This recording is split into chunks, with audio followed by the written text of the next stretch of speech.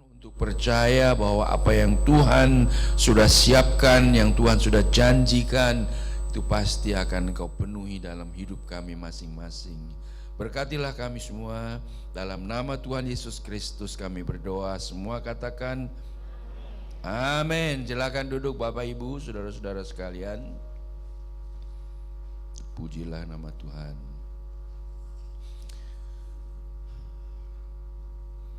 Minggu ini ada 2 hari besar. Yang satu hari besar untuk kita di Indonesia, 28 Oktober, Hari Sumpah Pemuda. Lalu 31 Oktober, ini hari besar yang internasional sifatnya, karena ini merupakan hari lahir dari Protestantisme di dunia. Ketika Martin Luther memakukan 95 tesisnya di pintu gereja yang berisi penolakan terhadap hal-hal yang dia pandang salah yang dilakukan di dalam gereja Katolik.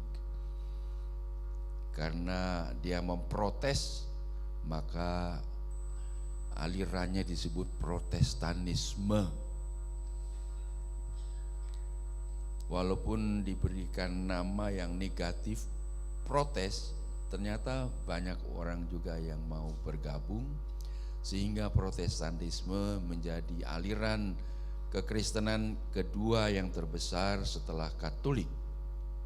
Katolik, Protestan, dan sekarang di dalam abad yang kemarin dan abad ini kita menyaksikan adanya aliran yang ketiga, yaitu yang disebut dengan aliran Pentakosta dan karismatik, di mana kita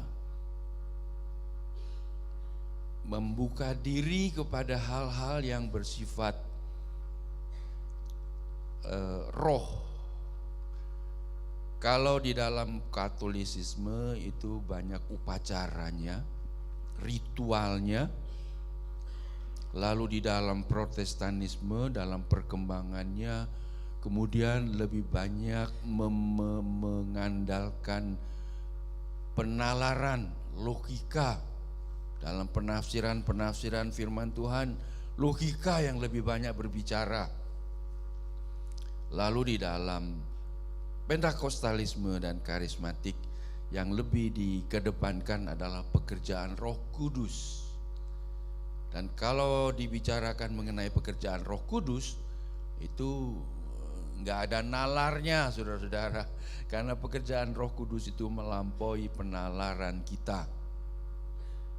Karena itu kita bersyukur kepada Tuhan, karena kita diajar untuk masuk di dalam hubungan dengan Tuhan, bukan secara ritual saja, bukan secara penalaran saja, tetapi juga secara roh, secara batinnya.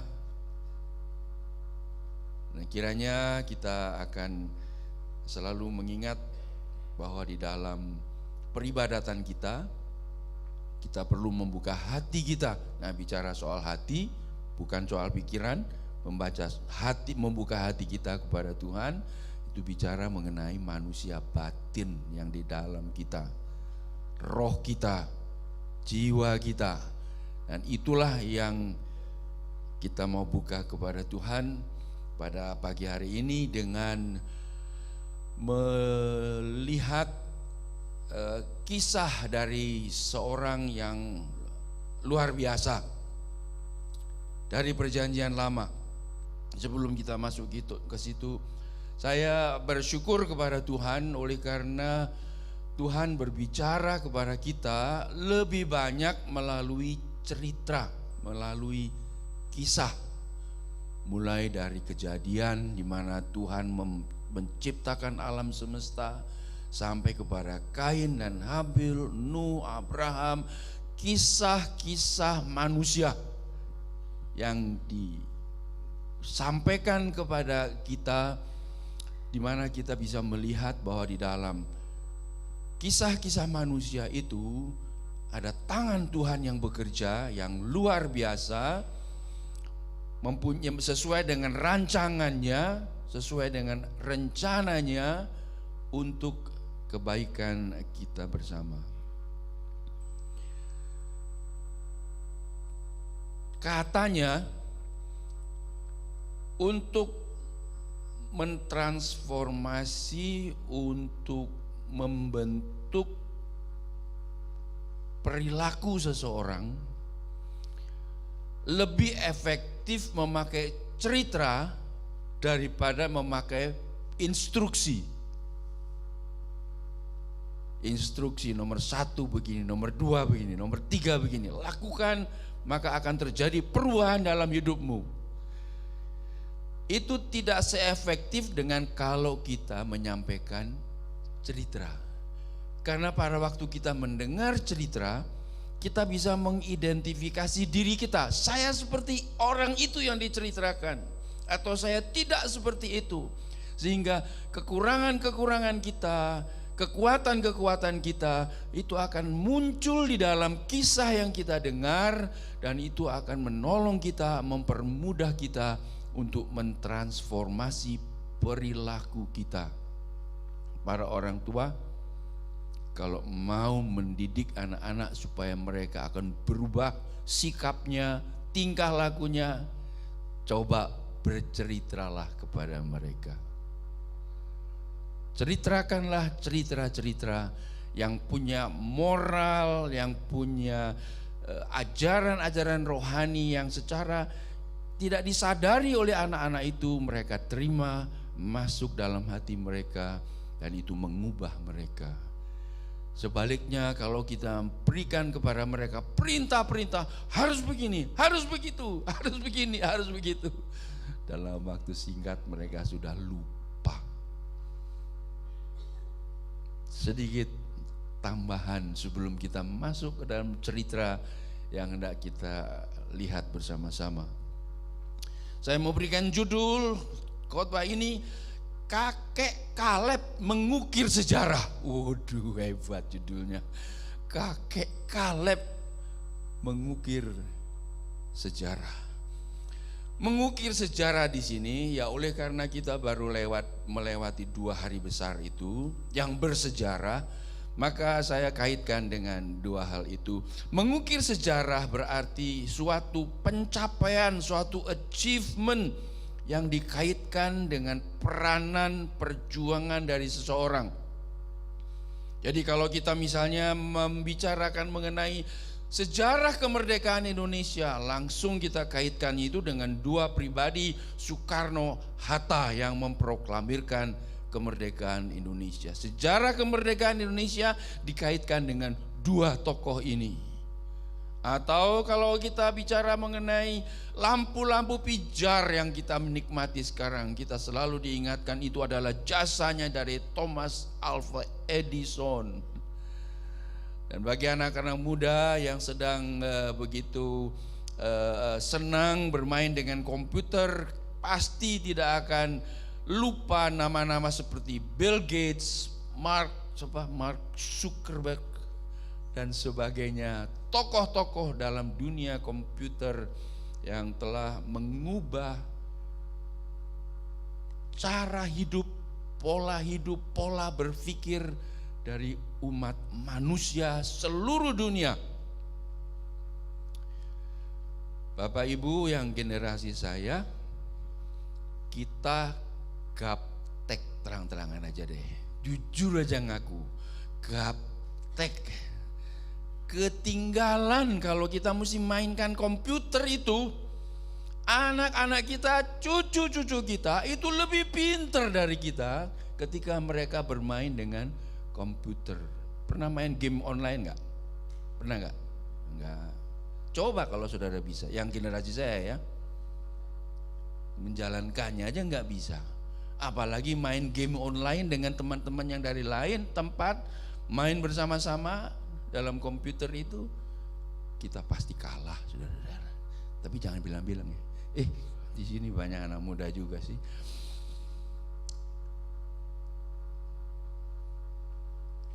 Saudara-saudara, mengukir sejarah dikaitkan dengan prestasi seseorang, pencapaian seseorang, keberhasilan dalam perjuangan seseorang. Mungkinkah kita sebutkan di dalam kehidupan kita bahwa kita juga bisa mengukir sejarah dalam kehidupan kita? Mari kita melihat mengenai kakek Kaleb, yang mula-mula kita kenal dia di dalam peristiwa ketika Kaleb, Yosua diutus oleh Musa bersama-sama dengan 10 temannya yang lain, jadi 12 orang, untuk mengintai keadaan tanah perjanjian yang sudah dijanjikan sejak mereka keluar dari Mesir. Bagaimana keadaan tanah itu, subur atau tidak? Siapa-siapa yang berdiam di tanah-tanah tersebut, baik yang di pegunungan maupun yang di lembah, bagaimana kota-kotanya, apakah kota-kotanya itu terbuka atau punya benteng, pagar tembok, benteng-benteng yang kuat. Selidiki semua itu. Berapa banyak orang yang tinggal di situ? Kaleb, Yosua dengan teman-temannya pergi, dan di salah satu lembah mereka memotong buah dedahan dari buah anggur yang begitu lebat. Buah anggurnya begitu lebat, begitu berat, sehingga diperlukan 2 orang untuk menggotongnya. Pernah lihat nggak buah anggur yang sebanyak itu? Nggak ya? Buah anggur yang ada sekarang ini, dengan beberapa jari kita pun kita mampu mengangkatnya. Tapi waktu itu diperlukan 2 orang untuk menggotongnya, menunjukkan betapa suburnya tanah perjanjian itu. Lalu ketika mereka sudah kembali kepada Musa, mereka memberikan laporan, dan 10 orang memberikan laporan yang negatif, tapi 2 orang yaitu Yusak dan Kaleb memberikan laporan yang positif. Di situ kita mengenal, dari cerita itu kita mengenal siapa Kaleb ini. Lalu oleh karena laporan yang negatif itu lebih banyak dari 10 orang, maka yang 2 orang ini kalah dalam laporannya. Mereka mengatakan, 10 orang itu mengatakan bahwa tanah itu memang subur, ini buktinya, buah anggur yang begini lebat, begini banyak. Tetapi tanah itu diduduki oleh orang-orang yang tinggi besar badannya, seperti raksasa, seperti Goliat, dan kami ini hanya di pandangan mereka hanya seperti belalang saja. Firman Tuhan mengatakan, hati orang banyak yang tadinya begitu bergairah untuk cepat-cepat masuk ke tanah perjanjian, mendengar laporan itu, hati mereka jatuh dan mereka merasa down sekali. Mereka katakan, kami ditipu, diajak keluar dari Mesir, ternyata sampai di sini kami tidak bisa masuk ke tanah perjanjian. Kaleb dan Yusak mencoba memberikan dorongan, semangat, iman kepada orang banyak. Pasti bisa, Tuhan sudah tolong kita, pasti kita bisa merebut tanah perjanjian. Malah mereka mau dilempari batu oleh orang-orang Israel. Sehingga akhirnya Tuhan menjadi marah kepada mereka, dan Tuhan mengusir mereka dari situ, kembali ke padang pasir, berkeliling di padang pasir itu selama 40 tahun. Sesuai dengan 40 hari di mana mata-mata itu, pengintai-pengintai itu mengelilingi atau menyelidiki tanah perjanjian. Dan dalam waktu 40 tahun, bangsa Israel yang berusia lebih dari 20 tahun yang keluar, pada saat keluar dari Mesir, mereka semua dibunuh oleh Tuhan di padang pasir. Firman Tuhan berulang kali mengatakan bangkai-bangkai mereka, bukan mayat-mayat ya. Biasanya kalau manusia meninggal kita sebut jenazah ya, begitu tersamar kengeriannya. Tetapi Alkitab mengatakan bangkai-bangkai. Setelah generasi itu sudah habis, baru generasi yang muda masuk ke tanah perjanjian. Dan di dalam generasi yang muda itu masih terdapat Kaleb dan Yusak. Walaupun usia mereka sudah di atas 20 tahun, ini disebabkan karena mereka masih tetap percaya kepada Tuhan. Itu sedikit latar belakang. Sekarang kita lihat di dalam kitab Yosua pasal yang ke-15. Yosua pasal yang ke-15. Atau saya bacakan ayat pasal yang ke-14, ayat 6 mulai. Saya baca agak sedikit cepat. Pasal 14 ayat 6 dari kitab Yosua. Sudah ketemu? Amin. Oh, belum. Sudah ketemu? Amin. Dengar ya bacaannya.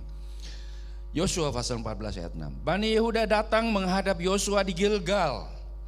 Pada waktu itu berkatalah Kaleb bin Yefune orang Kenas itu kepadanya, engkau tahu firman yang diucapkan Tuhan kepada Musa abdi Allah itu tentang aku dan tentang engkau di Kades Barnea. Aku berumur 40 tahun ketika aku disuruh Musa hamba Tuhan itu dari Kades Barnea untuk mengintai negeri ini. Dan aku pulang membawa kabar kepadanya yang sejujur-jujurnya. Sedang saudara-saudaraku yang bersama-sama pergi ke sana dengan aku, membuat tawar hati bangsa itu. Aku tetap mengikuti Tuhan Allahku dengan sepenuh hati. Pada waktu itu Musa bersumpah katanya, sesungguhnya tanah yang diinjak oleh kakimu itu akan menjadi milik pusakamu dan anak-anakmu sampai selama-lamanya, sebab engkau tetap mengikuti Tuhan Allahku dengan sepenuh hati. Jadi sekarang sesungguhnya Tuhan telah memelihara hidupku seperti yang dijanjikannya. Kini sudah 45 tahun lamanya sejak diucapkan Tuhan firman itu kepada Musa. Dan selama itu orang Israel mengembara di padang gurun. Jadi sekarang telah berumur 85 tahun aku. Hari ini hari ulang tahunnya, dia minta warisan, saudara-saudara. Pada waktu ini aku masih sama kuat seperti pada waktu aku disuruh Musa. Seperti kekuatanku pada waktu itu, demikianlah kekuatanku sekarang untuk berperang dan untuk keluar masuk. Oleh sebab itu berikanlah kepadaku pegunungan yang dijanjikan Tuhan pada waktu itu. Ini merupakan kalimat yang saya ingin kita ingat bersama-sama dari khotbah ini. Berikanlah kepadaku pegunungan yang dijanjikan Tuhan. Kita baca bersama-sama penggalan kalimat itu. Berikanlah kepadaku pegunungan yang dijanjikan Tuhan. Pada waktu itu, sebab engkau sendiri mendengar pada waktu itu bahwa di sana ada orang enak dengan kota-kota yang besar dan berkubu. Mungkin Tuhan menyertai aku sehingga aku menghalau mereka seperti yang difirmankan Tuhan. Lalu Yosua memberkati Kaleb bin Yefune dan diberikannya lah Hebron kepadanya menjadi milik pusakanya. Hebron. Disitulah Kaleb mengukir sejarah. Itulah sebabnya Hebron menjadi milik pusaka Kaleb bin Yefune orang Kenas itu sampai sekarang ini, karena ia tetap mengikuti Tuhan Allah Israel dengan sepenuh hati. Nama Hebron dahulu ialah Kiryat Arba. Arba ialah orang yang paling besar di antara orang Enak, suku Enak, dan amanlah negeri itu berhenti berperang. Pasal 15 ayat 13 dan beberapa ayat berikutnya. 13-14 saja. Tetapi kepada Kaleb bin Yefune diberikan Yosua sebagian di tengah-tengah Bani Yehuda itu, yaitu Kiryat Arba atau Hebron, seperti yang dititahkan Tuhan kepadanya. Arba ialah bapa Enak, itulah Hebron. Dan Kaleb menghalau dari sana ketiga orang Enak, yaitu Sesai, Ahiman, dan Talmai, anak-anak Enak. Seorang kakek berusia 85 tahun mengukir sejarah di Hebron. 85 tahun, usia yang sudah cukup tinggi, apalagi untuk kita sekarang ini. Kita sering mendengar ucapan yang mengatakan life begins at 40. Ketika berusia 40 tahun, barulah kita menyadari apa artinya hidup ini, dan kita mulai mapan di dalam perjalanan kehidupan kita. Kebanyakan seperti itu, walaupun tidak semua. Life begins at 40. Tapi pada saat yang sama, begitu memasuki usia 40 tahun, 50 tahun, maka kita sadari juga bahwa biaya maintenance tubuh kita naik dengan cepat sekali. Maintenance cost untuk tubuh kita secara fisik. Dan biasanya setelah kita sudah mapan di dalam kehidupan ini, maka dan kita sudah memasuki usia-usia 50-an tahun ke atas, kita katakan sekaranglah saatnya untuk saya bersenang-senang.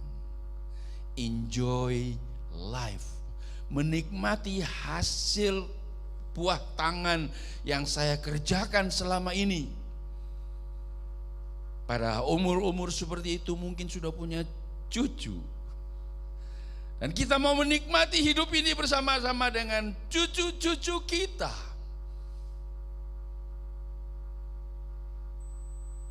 Tetapi tidak demikian dengan Kaleb. Dia bahkan sudah memasuki usia yang ke-85 tahun.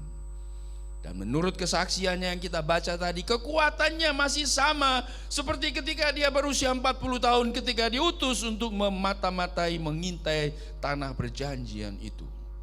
Saya percaya apa yang dikatakan oleh Kaleb ini benar adanya. Oleh karena ini terbukti ketika dia menyerbu suku Enak dan membunuh 3 orang pemimpinnya. Padahal suku Enak ini adalah keturunan orang-orang raksasa yang kalau kita baca seperti Goliat. 3 orang dengan sosok setinggi Goliat dihabisi oleh Kaleb yang sudah umur 85 tahun. Wow. Jadi kalau kita pikir hal ini, Oma, Opa, tolong jangan hanya duduk di kursi malas lalu tangannya diputar-putar, ibu jarinya digulung-gulung, menikmati hidup yang sudah lanjut. Tidak ada batas umur bagi seorang yang mau mengukir sejarah di dalam kehendak Tuhan. Haleluya. Bayangkan Musa umur 120 tahun masih memimpin bangsa Israel. Abraham dan Sarah ketika mereka mendapatkan putra mereka yang dijanjikan oleh Tuhan, Abraham berusia 100 tahun, Sarah berusia 90 tahun. Kita belum setua itu. Lalu saudara katakan, saya mau pensiun saja. Saya mau khotbah ini menjadi dorongan bagi saudara untuk terus melakukan apa yang kita bisa, menjalankan peranan kita seperti yang Tuhan inginkan sampai nafas terakhir. Ada amin. Tidak ada batas usia dari orang yang bisa dipakai oleh Tuhan. Di pihak lain kita membaca mengenai Samuel yang ketika masih umur muda sekali sudah mendengar suara Tuhan, sudah dipanggil oleh Tuhan. Kita membaca mengenai Daniel, Sadrak, Mesa, Abednego, semua anak-anak muda yang dipakai oleh Tuhan dengan luar biasa. Yusuf ketika dia menjadi Perdana Menteri di Mesir masih muda usia. Jangan lupa bahwa Yohanes Pembaptis, bahkan Tuhan Yesus ketika meninggal dunia dalam usia 30-an, kira-kira 33 tahun. Anak-anak saya sudah lebih tua umurnya dari Yesus waktu meninggal dunia.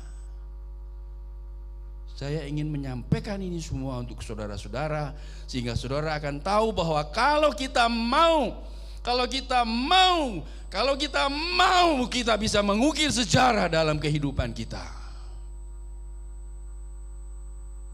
Kalau saudara katakan, capek pastor, udah umur segini,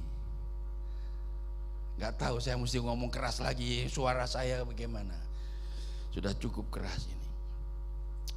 Bagaimana peristiwa sejarah yang dilakukan oleh Kaleb di dalam merebut Hebron?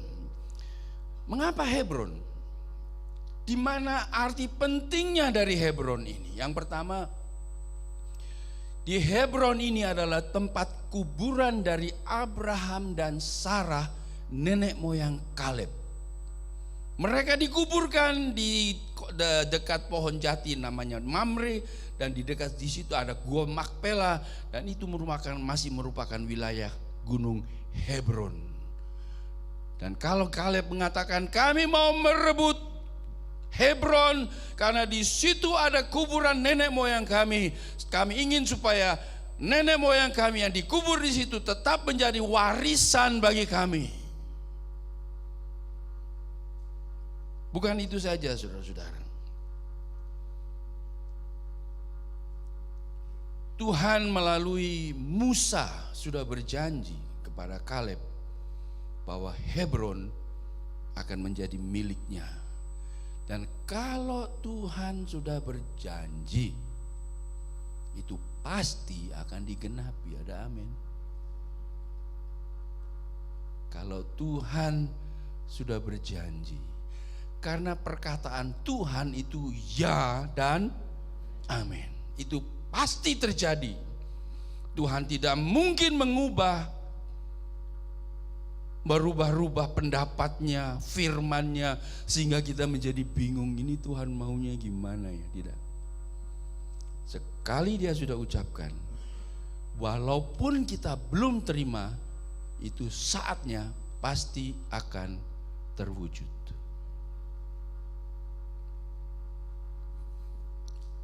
Yang berikutnya, saudara-saudara, Hebron tadi disebut-sebut diduduki oleh Bani Enak, keturunan raksasa. Kalau kita pelajari di dalam peristiwa ketika Kaleb dan Yusak diutus untuk mengintai tanah perjanjian itu, maka yang membuat bangsa Israel tawar hati disebut tadi, atau mereka menjadi kehilangan keberanian, merasa tidak mungkin bisa menang. Yang membuat mereka down seperti itu adalah karena mereka mendengar berita bahwa di tempat itu ada suku atau Bani Enak, keturunan raksasa, dan kami ini seperti belalang di depan mereka. Justru oleh karena Bani Enak ini yang menjadi ganjalan, sehingga bangsa Israel tidak berani melanjutkan perjalanan iman mereka merebut tanah perjanjian. Dan oleh karena itu, seolah-olah Kaleb mengatakan, saya mau mengalahkan Bani Enak ini untuk menunjukkan kepada bangsa Israel bahwa kalau kita bersama dengan Tuhan, kita pasti menang. Dan ternyata itulah yang terjadi. Kaleb membuktikan bahwa dengan pertolongan Tuhan, tidak ada yang tidak bisa diatasi. Yang menarik, saudara-saudara, Hebron ini menjadi suatu tempat yang dipilih oleh Raja Daud. Waktu itu dia belum menjadi raja, tetapi dia sudah mempunyai kekuasaan yang menguasai bagian selatan dari tanah perjanjian, dan dia bermarkas di Hebron sampai suatu saat tua-tua Israel datang kepadanya mengurapi dia menjadi raja untuk seluruh Israel. Dan tempat di mana dia diurapi itu adalah Hebron. 7 tahun lamanya Daud bermarkas di Hebron, mengatur pemerintahannya. Dengan kata lain, Kaleb mempersiapkan tempat bagi Daud untuk mengatur pemerintahannya dari kota Hebron. Kaleb mengukir sejarah. Karena itu kita baca tadi di dalam ayat yang ke-12 yang merupakan ucapan-ucapan yang memberi semangat, dorongan kepada Kaleb dan juga kepada kita saat ini. Kalimat ini mengatakan, berikanlah kepadaku pegunungan yang dijanjikan Tuhan. Berikanlah kepadaku pegunungan yang dijanjikan Tuhan. Pegunungan di sini saudara-saudara bisa saya coba untuk memperluas pengertiannya. Pegunungan di sini bisa berarti sesuatu yang kita dambakan, sesuatu yang Tuhan sudah janjikan, sesuatu yang kita rindukan. Pegunungan yang belum kita miliki, tetapi harus kita perjuangkan dengan iman kepada Tuhan, dan Tuhan akan memberikannya itu kepada kita. Dan saya yakin kita masing-masing mempunyai pegunungan dalam hidup kita. Saya juga punya pegunungan seperti tadi sudah disebutkan. 500 orang berbakti di sini, itu pegunungan saya, saudara-saudara. Haleluya.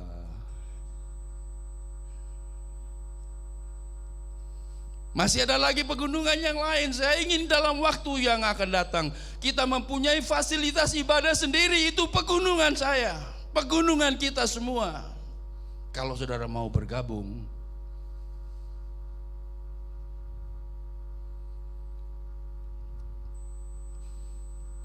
pegunungan yang lain yaitu mengenai ibadah kita di tempat ini. Saya rindu supaya di dalam ibadah-ibadah yang namanya karismatik, jemaat Tuhan bisa memanifestasikan karunia-karunia roh secara tertib, teratur bagi kemuliaan Tuhan, bisa membangun jemaat yang belum kita lihat. Padahal Tuhan sudah memberikan kepada saudara masing-masing karunia-Nya, karunia roh. Mungkin saudara belum menemukannya, mungkin saudara malu memakainya. Dan kalau malu memakainya, ya nanti tanggung jawabnya kepada Tuhan. Kami ingin supaya saudara-saudara mengetahui karunia yang Tuhan telah berikan kepada saudara, dan bagaimana memakainya untuk membangun jemaat Tuhan, membangun tubuh Kristus. Kalau percaya katakan amin. Enggak semua, cuma istri saya yang saya dengar ngomongnya. Apa deh, biarin. Itu gunung-gunung yang harus kita perjuangkan supaya terrealisir. Itu gunung-gunung yang dimana kita akan mengukir sejarah bersama-sama.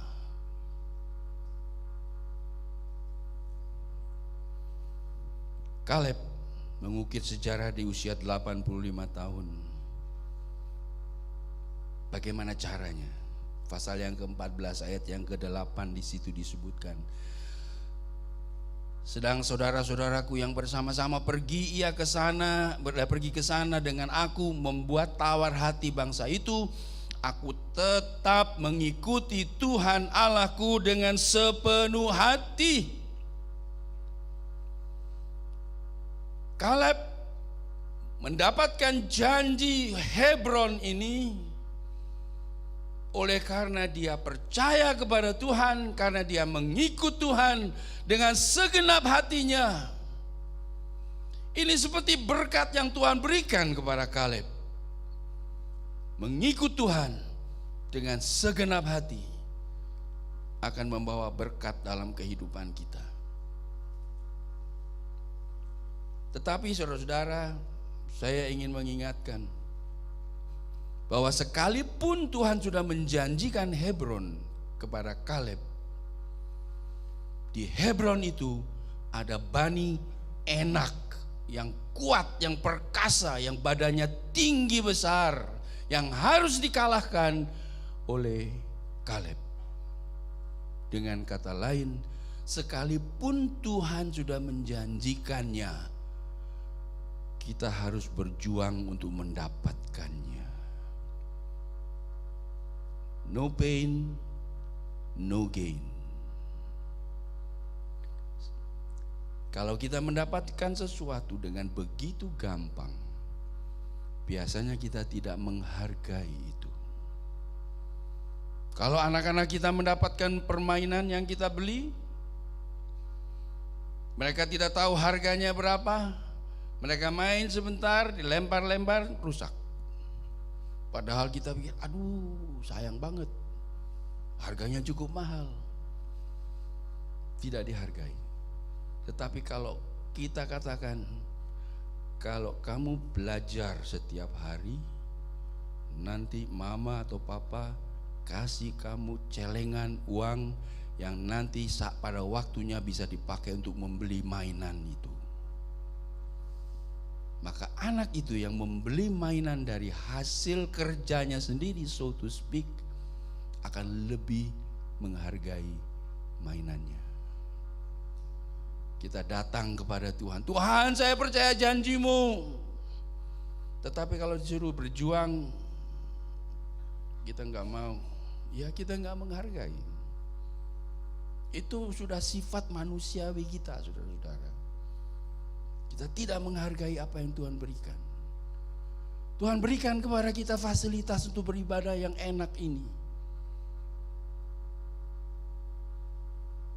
Kita tidak tahu dari mana ini datangnya. Berapa banyak orang yang sudah berjuang untuk mengusahakan ini. Pergumulan-pergumulan sehingga bisa mendapatkan fasilitas ini. Kita banyak nggak tahu kan? Kita kurang menghargai. Kita mau datang, nggak datang, ya nggak apa-apa. Attachment batin kita nggak ada. Tetapi sebaliknya, kalau saudara dan saya satu saat nanti diberi oleh Tuhan berkat sehingga kita punya gedung sendiri, dari hasil sedikit demi sedikit kita persembahkan kepada Tuhan, dari pengorbanan kita, perjuangan kita bersama-sama sebagai jemaat Tuhan, akhirnya kita mendapatkan fasilitas itu, maka pasti kita akan menghargainya. Kita jaga gedung itu bersama-sama. It's just human being, saudara-saudara, seperti itu. Sukses memerlukan perjuangan berdasarkan iman. Di dalam Tuhan, sukses merupakan perjuangan berdasarkan iman. Kalau tanpa iman bagaimana? Kita berjuang sendiri dengan kekuatan kita sendiri, kemampuan kita sendiri, akhirnya kita berhasil. Lalu berikutnya apa? SOMBONG.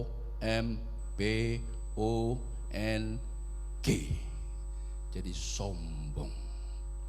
Inilah hasil karya saya. Tetapi kalau kita sadar bahwa ini semua terjadi karena pertolongan Tuhan, karena iman kita kepada Tuhan, karena anugerah Tuhan, maka kita akan bersyukur kepada Tuhan. Terima kasih Tuhan untuk apa yang Kau berikan kepada kami. Haleluya. Kok tenang sekali, kenapa ya?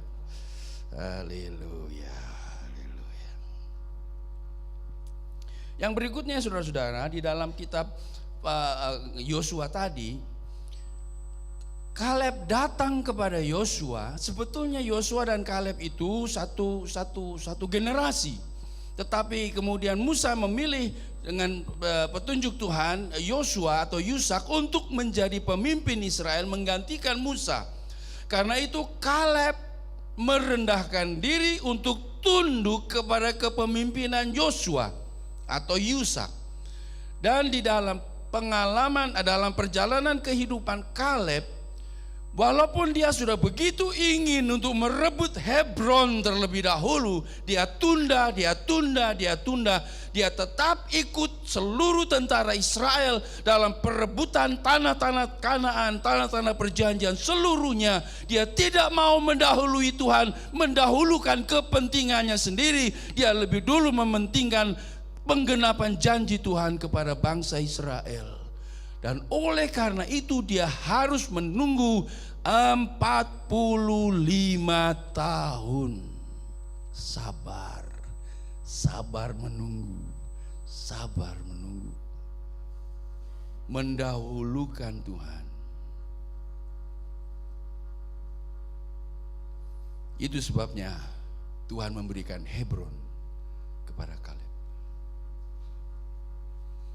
Saudara-saudara, Seperti tadi saya katakan, kalau Tuhan sudah berjanji bahwa Dia akan memberikan Hebron kepada Kaleb, maka janji Tuhan walaupun belum terwujud, itu sudah berlaku. Bisa mengerti maksud saya? Firman yang Tuhan berikan kepada kita, walaupun belum terwujud, tetapi itu sudah sah, berlaku. Hidup kita adalah hidup dari perkataan Tuhan, dari firman Tuhan. Hidup kita berlandaskan firman Tuhan, alas fondasi kehidupan kita adalah firman Tuhan. Hidup kita bergantung kepada Tuhan dengan iman. Hidup kita bersandar kepada firman Tuhan. We are the people of the Word of God. We are created, we are sustained, and we are blessed by the Word of God. Ibrani pasal 1 ayat 3 dan 4, coba kita baca. Ibrani 1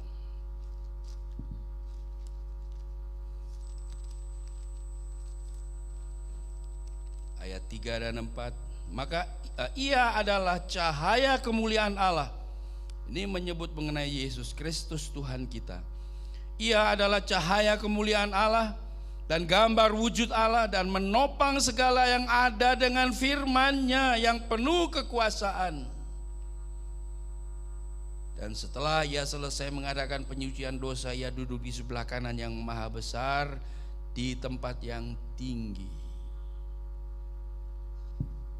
Tuhan berfirman, lalu jadilah.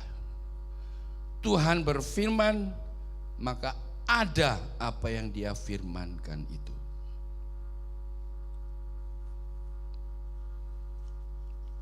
Jadi saya mengajak kita sama-sama untuk bertanya kepada Tuhan, apakah janji firman-Nya yang sudah Dia berikan kepada kita? Apakah Hebron saudara itu? Hidup tanpa harapan, hidup tanpa sesuatu di depan yang kita perjuangkan, itu adalah kehidupan yang ya mungkin gak sia-sia, tapi kehidupan yang tidak bergairah, kehidupan yang membosankan. Saya baca di surat kabar kemarin, seorang ibu kerjanya buruh cuci pakaian. Mungkin sudah baca ceritanya. Seorang ibu buruh cuci pakaian, tinggal di Jogja, lulusan SMA saja. Pagi, siang, malam dia cuci pakaian tetangga-tetangganya, dan setelah kering dia setrika, dan dari situ 1 bulan dia mendapat 800.000 rupiah untuk biaya hidupnya, khususnya untuk menyekolahkan anak-anaknya. Dan salah seorang dari anak-anaknya lulus S3 dari hasil cuci pakaian. Ketika dia ditanya oleh wartawan dengan bercanda, dia katakan, saya masih ada hutang 30 juta lebih, mau bantu melunasi. Anak-anaknya sudah katakan, ibu berhenti saja, kami cukup, kami bisa mencukupi ibu.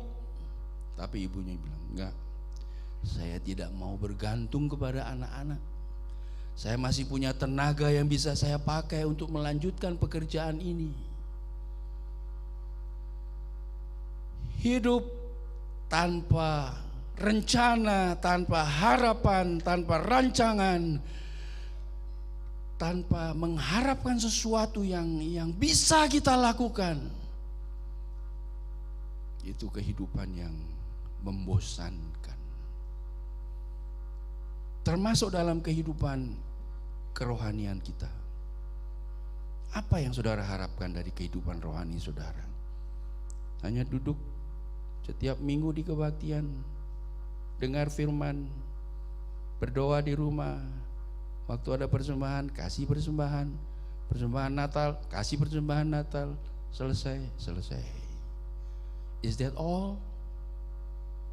Apa saudara mempunyai sesuatu yang saudara harapkan akan terjadi untuk gereja kita di sini, untuk keluarga saudara, untuk pekerjaan saudara, untuk anak-anak saudara?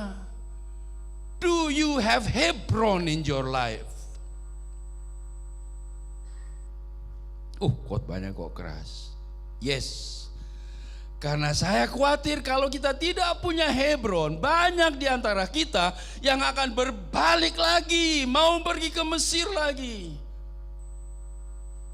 Karena di Hebron itu ada suku Enak, Bani Enak yang badannya begitu besar, kita akan dimakan oleh mereka. Tidak berani berjuang, tidak berani mengatasi halangan, tidak beriman kepada Tuhan. Apa Hebron saudara? Anak-anak muda, saya menantang saudara. Apa Hebron saudara? Hebron saudara? Belum tahu pastor. Saya cuma kerja hari-hari dari rumah ke kantor, ke rumah, kantor, rumah, kantor, rumah, kantor. Saudara hanya jadi mesin saja. Padahal Tuhan punya rencana yang mulia dalam kehidupan saudara, yang bisa saudara lakukan di dalam peranan saudara. Apa peranan saudara sekarang? Dan di dalam peranan saudara itu, Allah mau memasukkan rencananya, Allah mau menggarap rencananya melalui peranan saudara, sehingga saudara akan mendapatkan Hebron dalam kehidupan saudara. Yang kedua, saudara-saudara, saya mau bicara mengenai Kaleb yang mengukir sejarah. Dia tidak mengukir sejarah sendirian. Ini bagus, saudara-saudara. Dalam pasal yang ke-15 ayat 16 sampai dengan 19, di situ disebutkan lalu berkatalah dari sana ia maju menyerang penduduk Debir. Nama Debir itu dahulu ialah Kiryat Sefer. Lalu berkatalah Kaleb, siapa yang menggempur Kiryat Sefer dan merebutnya, kepadanya akan kuberikan Aksa anakku menjadi istrinya. Dan Otniel anak Kenas saudara Kaleb merebut kota itu. Lalu Kaleb memberikan kepadanya Aksa anaknya menjadi istrinya. Dan istri ini, dan Aksa ini pintar sekali. Setelah mengalahkan musuh-musuh itu, bapaknya memberikan sebidang tanah. Lalu Aksa kata, "Pak, di tanah ini nggak ada mata air, Pak. Jadi nanti bagaimana kami bisa menanam tanaman di sini? Berikan kami mata air di sana. Diperluas sedikitlah tanah yang Bapak berikan." Bapaknya menyetujui, berikan lagi. Pinter ini anak, saudara-saudara. Kita seringkali bicara mengenai sustainable growth dalam kehidupan, dalam pembangunan negara. Pertumbuhan yang berkesinambungan. Maka saya mau bicarakan, kalau kita mau menghadapi atau mengalami sukses yang bisa berkesinambungan, kita harus melibatkan keluarga kita. Sustainable success involving our family. Seperti Kaleb. Mengapa saudara-saudara? Karena sukses itu adalah warisan keluarga yang Tuhan mau kita teruskan untuk turun-temurun kita. Sukses bukan untuk pribadi kita sendiri. Sukses bukan hanya untuk diri kita. Yang biasanya saya katakan tadi, sukses mungkin ketika kita sudah usia 50 tahun lebih, tetapi kemudian kita sadar bahwa biaya maintenance juga tinggi. Anyway, kita masih bisa menikmati sukses itu. Tetapi berapa lama kalau kita nikmati sendiri? Sebaliknya, kalau sukses itu menjadi warisan kita, kita siapkan anak-anak kita untuk melanjutkan sukses yang Tuhan sudah berikan, maka itu akan sustainable, itu akan bisa berkelanjutan. Dari sejak Kejadian sampai Wahyu kita baca bagaimana Tuhan bekerja di dalam keluarga.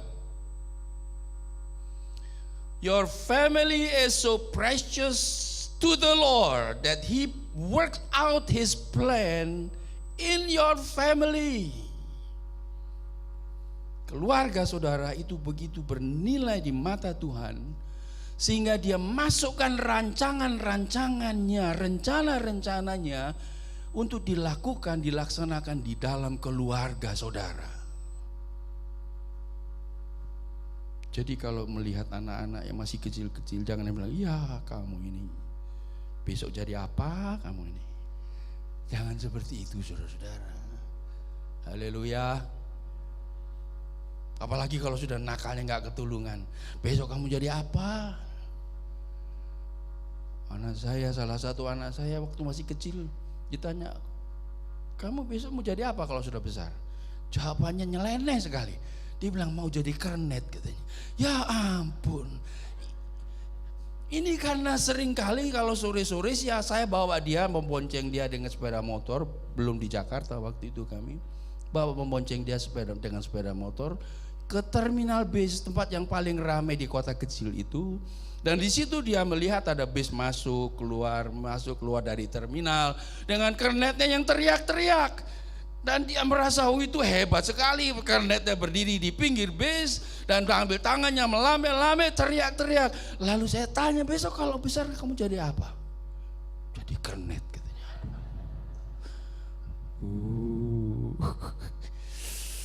Nyeplos hatinya. Saudara, Tuhan punya rencana untuk anak-anak kita. Ada amin. Kita belum lihat sekarang. Hebron yang Tuhan tanamkan dalam kehidupan mereka belum kelihatan. Tapi Tuhan mau kita berjuang karena ada enak di situ, ada bani enak, ada kesulitan-kesulitan yang kita hadapi untuk membesarkan mereka, untuk mendidik mereka, untuk membuat mereka menjadi pribadi-pribadi yang berhasil. Ada banyak kesulitan di situ. Jangan pikir bahwa kalau kita sudah serahkan mereka kepada Tuhan, semua akan jalan lancar. Mereka jadi anak manis terus sepanjang waktu. No. Cucu saya saja yang masih umur 3 tahun. Jahilnya minta ampun. Brandon di rumah manis-manis ya, nggak boleh nakal di rumah ya. Nggak engkong. Mau jadi asem-asem aja. Jawabnya begitu. Gimana sih? Disuruh manis-manis jawabannya enggak, asem-asem aja katanya. Loh memang anak ini kurang asem banget gitu ya.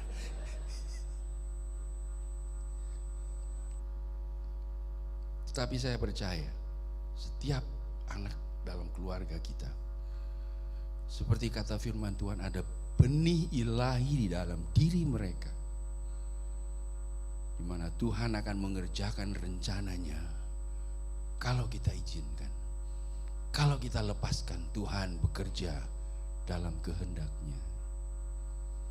Sejak dari Kejadian, sepanjang firman Tuhan, kita membaca bahwa Tuhan bekerja di dalam keluarga, termasuk keluarga saudara. Melalui setiap pengalaman yang kita alami, ada tangan yang tidak kelihatan yang bekerja, terus bekerja, terus bekerja. Jadi lihatlah, libatkanlah keluarga saudara di dalam peranan bersejarah yang sedang kita ukir. Karena itu adalah warisan kita untuk anak-anak kita. Lalu timbul pertanyaan dalam hati kita. Seperti dikatakan, our children is the reflection of you. Anak-anak itu adalah refleksi dari orang tuanya. Maka timbul pertanyaan yang harus kita tanyakan. Apakah nanti mereka akan beriman kepada Tuhan Yesus seperti kita? Apakah mereka akan berdoa kepada Tuhan seperti kita berdoa?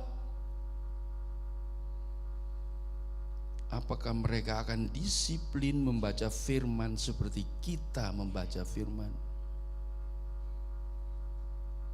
Apakah mereka akan senang bergereja seperti kita senang bergereja?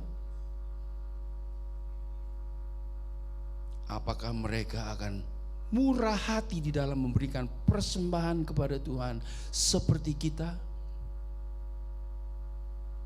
Apakah mereka akan rindu melayani seperti kita? Ini warisan-warisan yang akan kita berikan kepada mereka. Saudara, ke gereja sini sama, ke gereja yang lain tetap sama.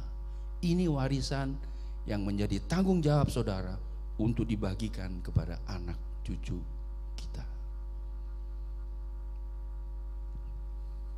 Mengukir sejarah yang berkesinambungan itu perlu. Dan itu hanya akan terjadi apabila tujuan kita bukan untuk kemuliaan diri sendiri, tetapi untuk kemuliaan Tuhan. Mengukir sejarah melalui perjuangan iman dengan pertolongan Tuhan, tetapi jangan lupa bahwa tujuannya bukan untuk kemuliaan kita sendiri, tetapi untuk kemuliaan Tuhan. Agustinus, seorang teologiawan, mendominasi dunia teologi kekristenan selama 1000 tahun.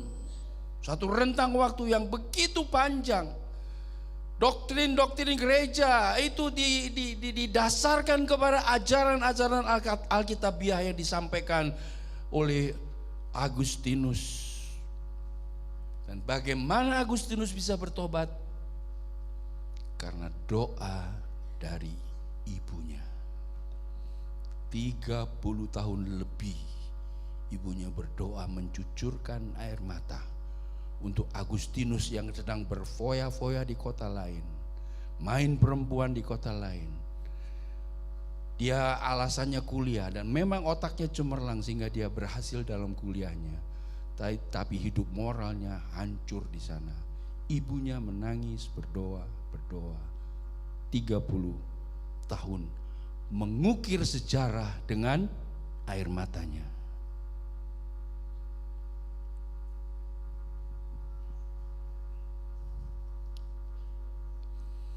Saya kadang-kadang berpikir, apa kira-kira orang tua Presiden Habibie itu pernah memikirkan bahwa anaknya akan menjadi Presiden Indonesia? Bahwa anaknya akan menjadi seorang pakar teknologi aeronautika, dunia penerbangan yang mempengaruhi penerbangan seluruh dunia. Pernah gak? Orang tuanya tinggal di desa dan Habibie kecil waktu sekolah mesti jalan kaki. Tetapi akhirnya menjadi seperti itu. Ya, kalau kita ambil contoh Presiden Jokowi sekarang ini, apakah orang tuanya pernah memikirkan bahwa anaknya akan jadi presiden?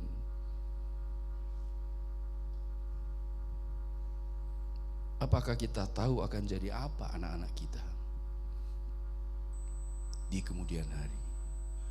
Karena itu seperti dalam acara-acara Bill Gates, saya suka ada salah satu acaranya mengatakan, dream on, mimpilah terus, dream on. Yusuf, dream on. Daniel, dream on. Nehemia, dream on. Jemaat CCC, dream on. Haleluya. Dan Tuhan akan mengabulkan.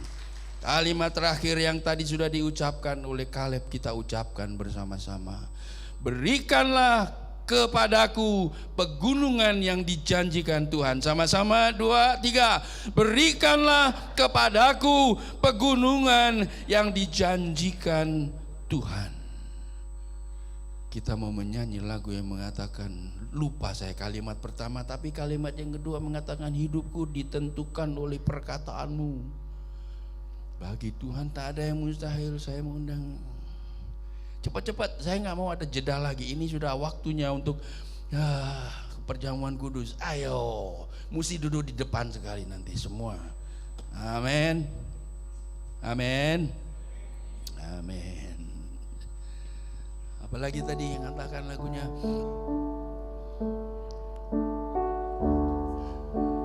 ku yakin saat kau berfirman. Haleluya. Ini yang dipegang oleh Kaleb. 40 tahun yang lalu Tuhan sudah berfirman melalui Musa. Aku pegang apa yang Tuhan sudah firmankan. Ku yakin saat kau berfirman, today akan menjadi suatu kenyataan dalam kehidupan saudara, keluarga saudara. Saya tidak mau memakai kata insya Allah. No. Saya tidak mau pakai istilah itu. Sesuai dengan kehendak Tuhan, terjadilah bagimu. Amin. Haleluya. Haleluya. Mari kita berdiri bersama-sama nyanyikan lagu ini. Ku yakin saat kau berfirman. Amin. Ku menang saat kau bertindak.